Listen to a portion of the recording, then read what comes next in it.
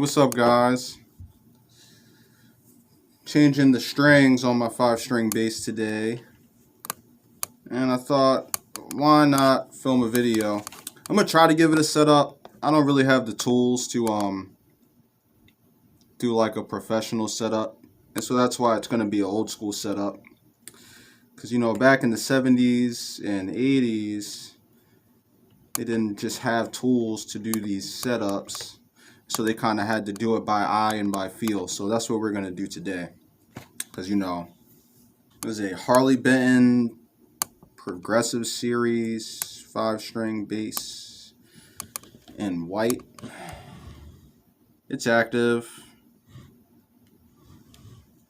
Not a big fan of active basses, but my brother got it for me as a gift. So, in other news, this pickup screw is kind of loose. So is this one.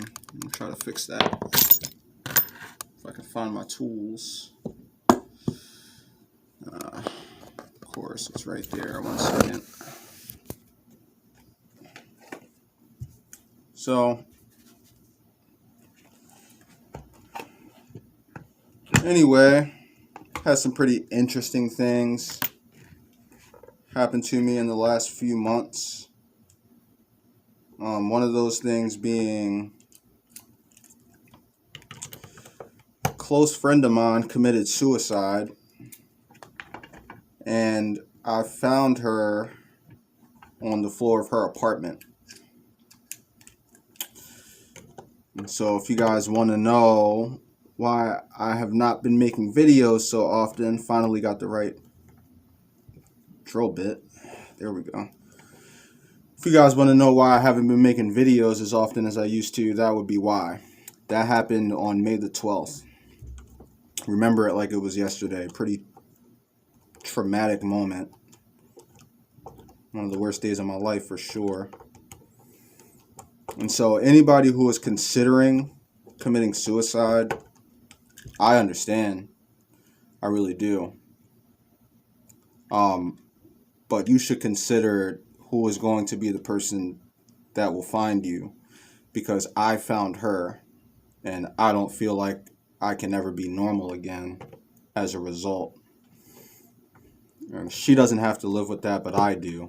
And so if you're considering doing something like that, I just want you to know that you're not going to have to live with it, but the people who care about you the most will. And I know it might seem like people don't care about you. Trust me, I know. The times that we live in today, where people are horrible to each other, it's hard to find a genuine friend. I get it. I get it. But she was one of the closest people to me, and I cared about her a lot, and so did a lot of other people. And it's not fair to us. It's really not. So I think that you guys should consider that if that's something you've been thinking about. Oops.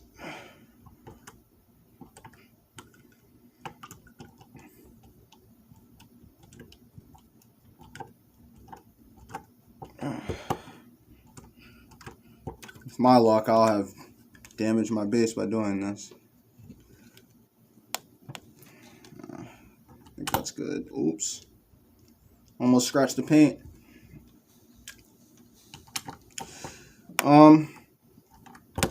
In other news, I have a band project that I'm working on again, finally. 2 friends that I've met up with. One's a drummer, and my friend Jessica, she plays guitar. She's really good. So we're working on like a punk rock project, because that's mostly what I'm into is punk rock. And I like other stuff, but I like punk rock. So we're working on a project for that. We actually got a few songs written. We just got to work out the kinks, iron out the defects. But I'm enjoying the project so far. Don't have a band name yet, but that'll come with time. I'll post some stuff. Once we come up with a band name and we get like a good solid recording down, I'll post one of the songs for you guys. There we go. I'm going to go over this fretboard one more time. This is a really cool bass, by the way. I know it's a Harley Benton and it's not the most expensive instrument on the market, but it is probably the nicest feeling bass that I've ever played. And that's saying a lot because I like 4-string basses, and because there's more strings, they're closer together. And so I find a lot of times when I'm trying to play really complex things, I'm tripping over other strings by accident because I'm not used to them being close together because I'm used to playing a 4-string bass. And so I would say I prefer a 4-string bass for that reason. But what I really like about this is that now I can play songs that I never would have been able to play because I can tune down lower to the B without sounding like a piece of aluminum foil or something. You know, that problem you get when you try to tune a 105 string to B. This is what we're getting today. Yup, 45 to 130, I believe. Ernie ball strings. I really like Silvertone strings, but Silvertone doesn't make a 5-set string pack. So Silvertone, start making a 5-string set, please. That would be amazing. I'll buy them. So yeah, I think I'm gonna go over the fretboard again. This is what we're using. Kaiser Lemon Oil fretboard conditioner. Don't need a lot of this stuff, just a little bit.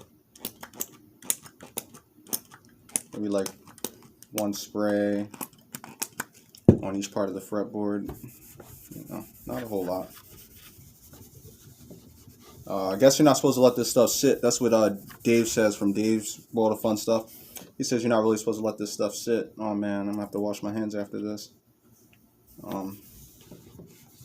Don't know what happens if you do, but I also don't want to find out. So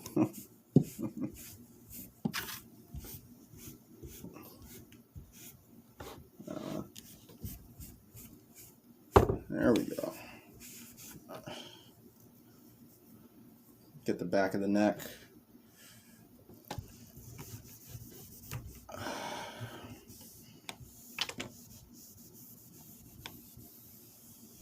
Yeah, we don't got no bass elitism over here. If a bass is good, then it's good. It doesn't matter how much it costs. That's my opinion. I really like the way this bass feels. And they got these yin yang pearl inlays. Here, I'll show you quick.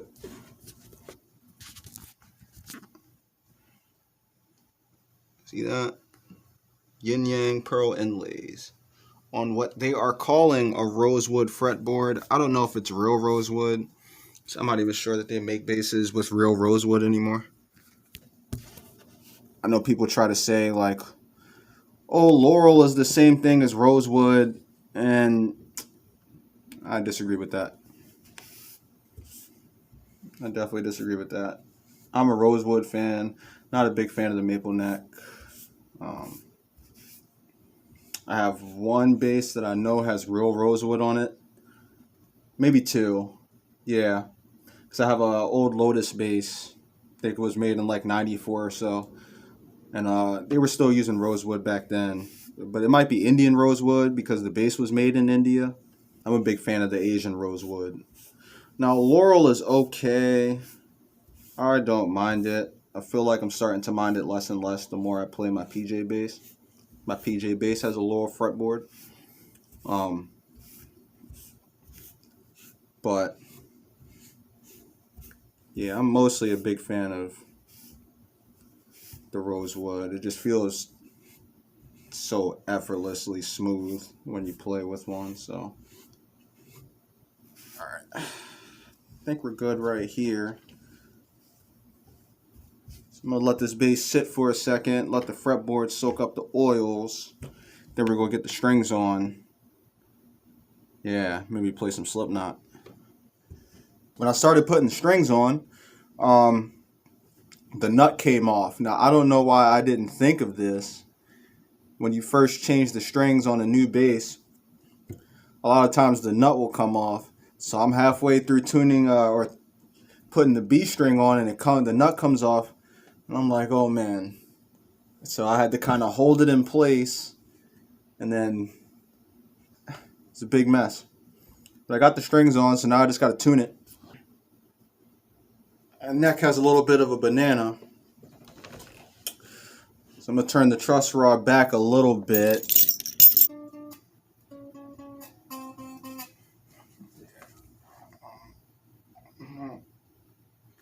Not liking the curve.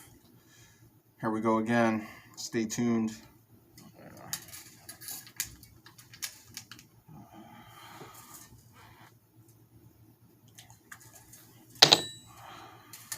Okay.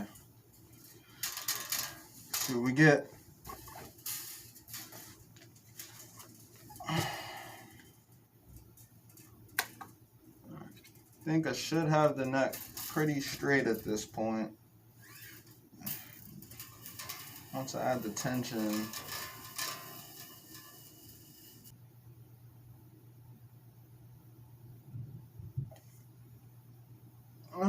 I'll leave that where it's at, and I'll mess with the string height.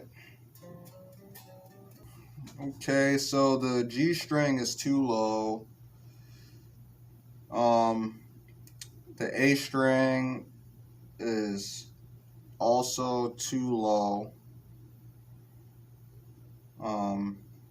And the E string is too low.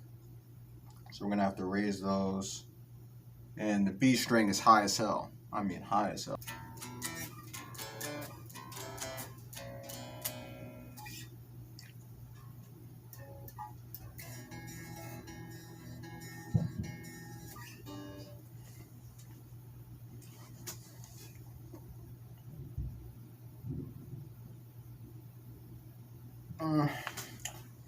So we'll do, we'll probably raise the G string again. My neck is crazy straight.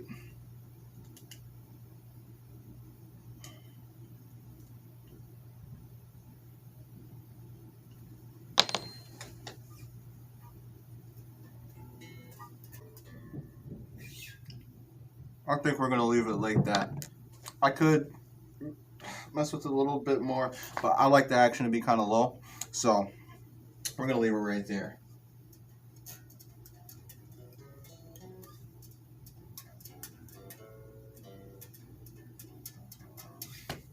Now we're gonna play it. Okay guys, thanks for hanging out.